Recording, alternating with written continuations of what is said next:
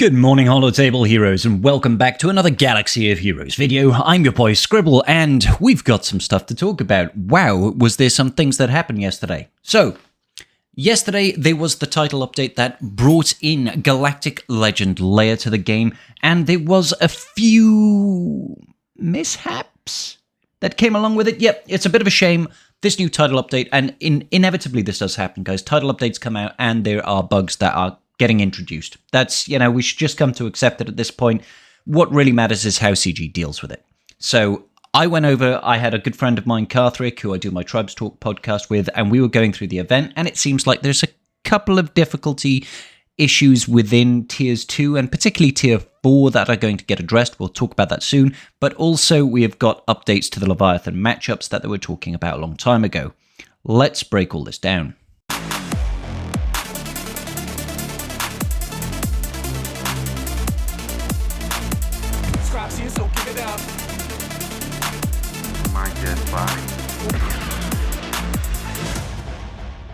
Okay, so here is the update notes for when the actual update went live yesterday. So Scout Trooper is now available in Chromium packs. So if you're farming for Galactic Legend Leia, you can now get him in Chromium packs. It usually costs about 80 crystals per shard. So if you're looking to 7-star a character from 3-star from the marquee, it's going to cost you about 22,000 crystals, give or take. Nisa is also farmable. She's on a relatively high energy node. I believe it's like a 16 energy hard node there on light side 5C. And Escalation Endor, Escalation Tier 3 has been added to the game. Now there has been some data mines around the rewards to that. We will get to that just now. Let's open it up. So the data mine section of the Swigger Events Discord channel has posted the following about Endor Escalation Tier 3. Now this is obviously, it is a data mine subject to change, yada yada yada. Take it with a pinch of salt, but I reckon we can probably have this as pretty much set in stone. You can get ability material Omicrons 1 to 3. That is guaranteed at least 1 Omicron. I assume you can run this twice. Usually you can run these twice. The Smuggler's Run 2 event that we get for Jabba, you could run twice every time it comes around, and it comes around relatively frequently. So, you're getting a couple of Omnis there. That's great. You can also get Ability Materials Mark 3, which is just the purple ability mats. You get 25 to 100. Completely worthless, if you ask me. Carbonite Circuit Boards, you can get up to 18, but you can get 0. Bronzium wiring, the same again, 0 to 18. Chromium, 0 to 15. Iridium heat sinks. Electric, basically every single kind of relic data except for signal data, which is probably the thing that people want the most. Okay, it's what I want it the most, is available. You can get droid brains, you can get girders and aero magnifiers. It's all great, but there are no guarantee. You also apparently get random Ewok shards, which was probably more thematic. It's kind of them like giving 3 Clone Wars Chewie shards, I guess, ladies and gentlemen. And you also get, what, 1 million credits, is it? I think it's 1 million. I can count the zeros in those numbers there. Yeah, so on the whole, do I think this is as good as the Smuggler's Run 2? Now, the Smuggler's Run 2 gives you so many impulse detectors that you are able to do a lot of mod calibration, which is really good for your roster. This does give you potentially quite a lot of Omicrons, which is nice. The Ability Materials Mark 3 is kind of pointless. I don't know why they're even in there. They might as well have thrown some Zetas in or something. Carbonite Circuit. I like the fact that we can potentially get any of the relic material data. I want to see it in practice. Do we have a potential to get everything, or is it kind of like some of the packs where you'll get maybe something out of a particular bulk rewards? Maybe you'll get 0 to 18 of Bronziums through to Electriums. Maybe you'll get some Zimbiddles. Maybe, it's kind of all up in the air. So I'll wait to see how this works out when it goes live, but it's not terrible. We have had some changes to Chewpio. Now, this is strictly to do with Galactic Legend Leia. You can see that it now has a clause. If the allied leader is a non-Galactic Legend rebel, then he's gaining 40% of the leader's max stacks. Okay, so the change for this is because they didn't want you using the CLS teams to go with General Leia, okay, or Galactic Legend Leia.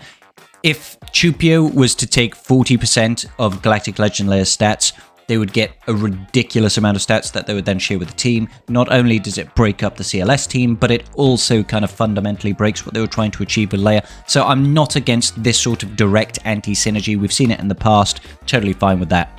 The Leviathan changes are kind of big. Okay, so they did note a couple of weeks ago that they were looking into the matchup between the Chimaera and the Leviathan. I put out a video on how to beat the Chimaera and Profundity, how to beat the Leviathan with both Profundity and the Chimaera lineups. This specifically, I don't want to say stops, it doesn't stop the Profundity from countering the Leviathan, it just makes it a lot harder, and honestly, I'm happy about this. I think this needed to happen. There is no way you can tell me, you can convince me that the brand new meta capital ship that is one of the most expensive farms in the game, requiring 2 R9s, should have been beating with a 90% plus win ratio for 77 banners. No reinforcements needed, 100% health and protection at the end of it. That does not make sense to me. It completely devalues the investment, and it just doesn't, it's not rewarding the players that have gone for it, okay? So they fixed that. Essentially, if the enemy capital ship is a light side capital ship, when you use the Sabotage the Engine specials, which is the first special that's always available, you will isolate a target. So you could isolate the Rebel Y-Wing. That means it can't taunt, it cannot recover protection, cannot attack out a turn, or, well, it can't be called to assist at least. So it just makes it a complete doddle to get around. Now, on offense and defense, it works very well against the Profundity. However, this does absolutely nothing when it comes to stopping the Chimaera counter, as we'll show in a moment now. The other part that they've changed is that attacks out of turn cannot critically hit Sith allies, which is very useful. That's going to slow down the ultimate charge that comes with the Profundity to stop it from ulting quite so quickly, because it, you know, those crits are feeding the ultimate turn meter of the Profundity. Okay, now whenever a non-tank Sith ally is critically hit, allied allied Sith tanks gain taunt for 2 turns. This addresses another issue where the B-28 bomber just wasn't taunting frequently enough. It would get cleansed, you know, the taunt would get cleansed, and then you would never be able to get it back after they've hit all your enemies once, and that's kind of a silly idea for a tank. So they fixed that. We're going to take a look at whether or not the Chimaera tackles this ship fleet in a moment. Okay, so here we have the standard Leviathan. This is a 7-star Leviathan with the prototypical starting lineup with the TIE Dagger. We're going in with the Scythe, the Imperial TIE Fighter, and the TIE Advanced, with the Interceptor and the TIE Defender as our reinforcements. This is the exact same counter that I was using when I was showing you guys this a couple of months back when the Profundity was still working. I want to see, has the changes to this fleet changed this fundamentally? Can we still get it done? Because the Profundity counter is supposedly pretty much dead in the water. So we start off with the first special to get that Foresight up. We need that Foresight so that we can actually dodge this first AoE, and that gives us some turn meter to our capital ship so we can reinforce. There's that nice trusty dodge. We reinforce with the TIE Defender. We want to get this stun off on their bomber. So first special over there, irresistible stun, nothing they can do about that. We use the first special here to strip all these buffs and give ourselves a bunch of formation, which is going to increase our offense. One tap on the Sith Trooper, strip off the buffs once again over here. Then we're going to get our offense up from the capital ship, and it's just a basic on Sith Trooper that will always kill it. Now the buff immunity over here, sorry, ability block over here is a little bit frustrating because we do need to actually be able to do some kind of recovery over here on the TIE Defender, because when they come in and they stun him, that makes it pretty difficult for us to actually... Oh, okay, that's fine. That's fine. We can do it now. We can get the recovery. The bonus protection over here should really help, and the fear as well. Lovely jubbly. Let's get that Foresight going. Strip the buffs once again, giving us a bunch of Foresight. Lovely jubbly. There's an extra dodge. There's an extra dodge. Our turn once again. Let's reinforce once more. We've got the buff immunity over here, so let's look to go in against the Sith Assassin, try to kill that before they get any further. Oh, more dodges, isn't that beautiful? And it's dead once again. Go after Malgus's ship, more dodges. Let's go ahead and blow that up and recover everything on our Scythe. Good. Now we just need to deal with Malgus. Job is a good one. There we go, the Chimaera counter for Profundity, for Leviathan still works absolutely fine. But what about the Profundity? The Negotiator counter is also dead in the water, thanks to that Isolate, by the way. So I'm taking in a full cadre of reinforcements this time, just because I think we might need it. We might need it now, I don't know. But the starting lineup and the usual ships that we reinforce with will be the same as usual. So we're going to start it off exactly the same as we normally would. I just want to see what happens. None of this will crit, obviously, and no crits is obviously not a good thing. Now we want to start with this second special because that will boost our download. Download is very, very important. Let's go over here. Let's just do a basic over here on the Sith Trooper. Lovely. So he's going to start with blowing up our hangars, which has put the Isolator over here, which means they are free to attack whoever they so choose, which is obviously going to make this so much harder. Let's go over here.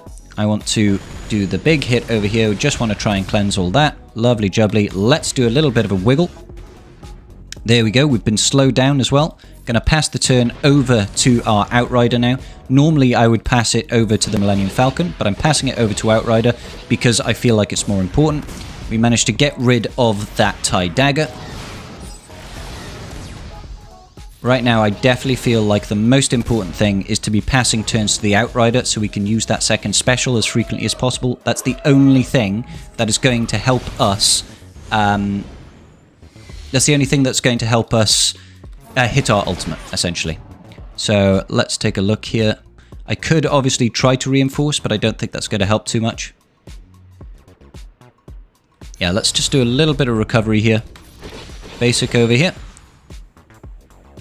We'll do this. We should hopefully get the assist from Millennium Falcon to strip that. Beautiful. I think he's going to ultimate next turn. Let's just basic here. Oh, we managed to get rid of him. We do have our ultimate by the looks of things. We've got our ultimate, and generally speaking, if we can ultimate against the Leviathan, it's usually game over. So I don't want to say that this counter is completely dead, because I know we lost our Y-Wing, but, you know, our ship is sabotaged, so the first reinforcement that we do is obviously going to die, so I'll call it in. I don't even think I need it. I don't even think I need it, truth be told, but I'm just seeing how this plays out.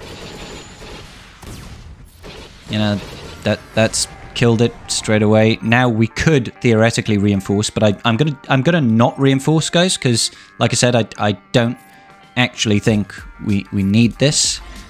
Let's just do some of this action here, because there's nothing he can do, truth be told. Like, he can't take over our capital ship. I mean, sure, we lost the Y-Wing, so the banners would be less, and yes, I took in reinforcements, but it still worked. Huh. Maybe I got lucky.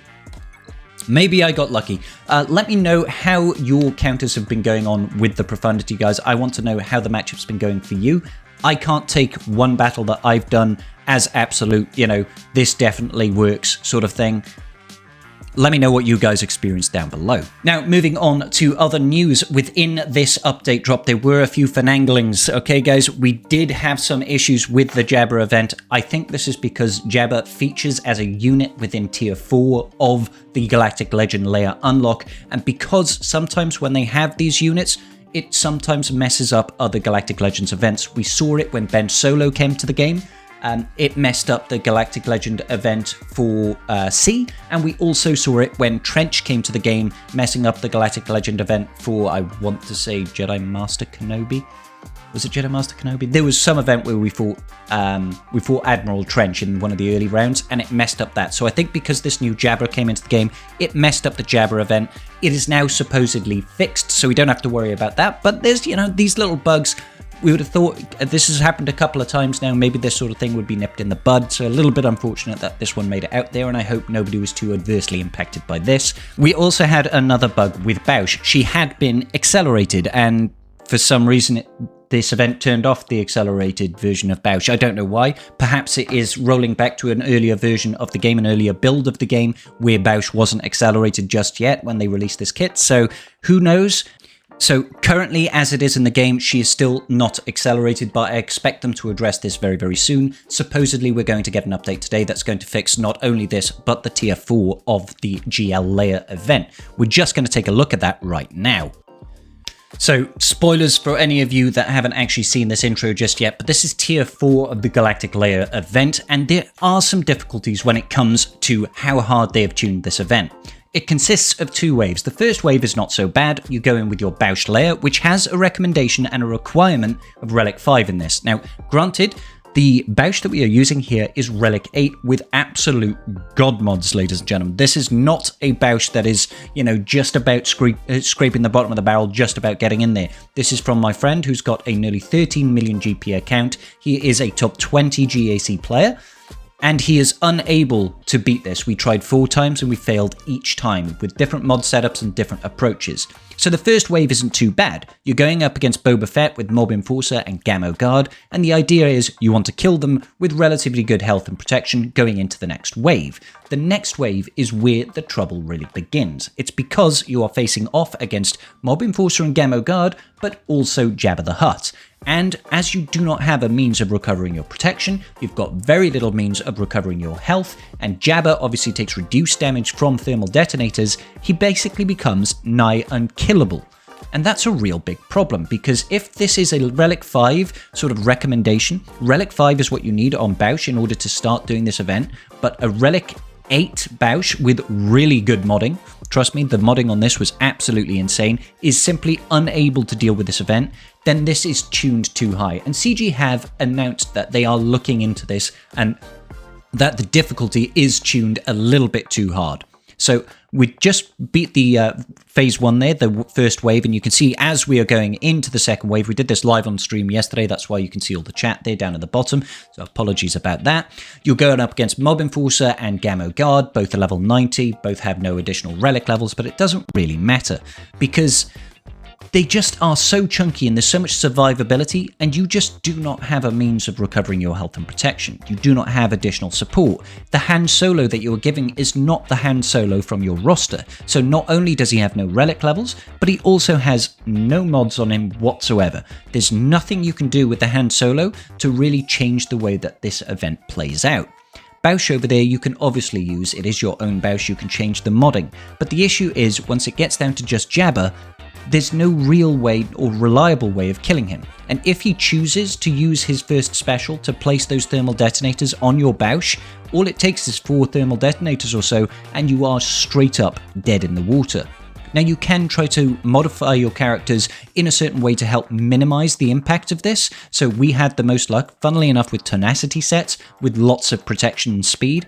You want protection obviously because thermal detonators do damage based on your max health. So the more max health you have, the worse off you're going to be. You can also mitigate the damage from thermal detonators with defense sets, because defense sets will reduce the damage from thermal detonators. So just make sure that you don't have a boatload of health, even though you need that survivability. You can see here, we've gone into just Jabba now, and we've got Bausch Leia looking pretty good. Han Solo obviously not looking so hot, but dealing with Jabba is so difficult.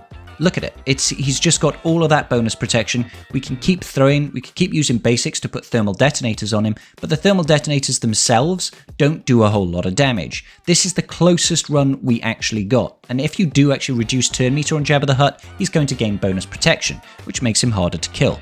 We get very, very close with this. As you can see, the thermal detonators just do it a little bit of damage there, but he's got so much protection recovery that it just becomes nearly impossible to chew through. And all he needs to do is land a couple of those thermal detonators and you have absolutely got no chance. You can see he's just plugging away here, plugging away. I'm just going to speed up the play here because I believe we were talking quite a bit through this to slow it all down. So here we go. Van Seal went ahead and raided the tribe with us last night. Thank you so much, Van Seal. He was chatting with us as well. I believe he was trying to get the unlock done as well. So we stack up 5 thermal detonators, 7 thermal detonators. They do no real damage. You keep on going. You blow him up. Half health. Down into the yellow, but then he recovers. Not only does he recover health, but protection, but also gains a bonus protection. It just seems impossible. And now we've got no more protection on our Bausch. We've only got health. She only has 10% base health steal, so the amount of health that we recover is going to be de minimis. And all it takes for him is to throw his second special and put a bunch of thermal detonators on us, and we're just going to die. Now, the Jabba here doesn't have the ultimate, so it can't call in the Rancor and finish you off, but it doesn't seem to matter. So here we go. We get him up to 6. don't quite finish him off, and then boom, just dead in the water. So this is the post that CG put out later on that day. The team is aware of a difficulty issue around the GL Leia event. We were talking with Meathead, and I believe Carthrick, whose account we were watching there, was talking directly with Crumb to try and sort some issues out. They're saying it wasn't present during their testing. I'm not sure how these things sneak through into live, but I don't know anything about the production process, so I'd like to give them the benefit of the doubt. They did say that they're trying to push out a hotfix this today, so it should be fixed now, and I know this isn't going to impact a lot of people. Some people did actually manage to beat the event. I think there were about 3 Galactic Leia unlocks that were using absolute god mods and Relic 9 Bausch layers, so it can be done, but honestly, if you are doing this, just wait for this hotfix to come out and everything will be Gucci. Alright guys, that's going to do it. I know that this was a bit of a longer video. I hope you all stuck with me. Let me know in the comments section how you're finding this update. Are you excited for Princess Leia, Galactic Legend Leia? And do you think that the changes to the Leviathan are appropriate? Super. Till the next video, make sure you like and subscribe so you don't miss a thing. Peace out, and may the Force be with you.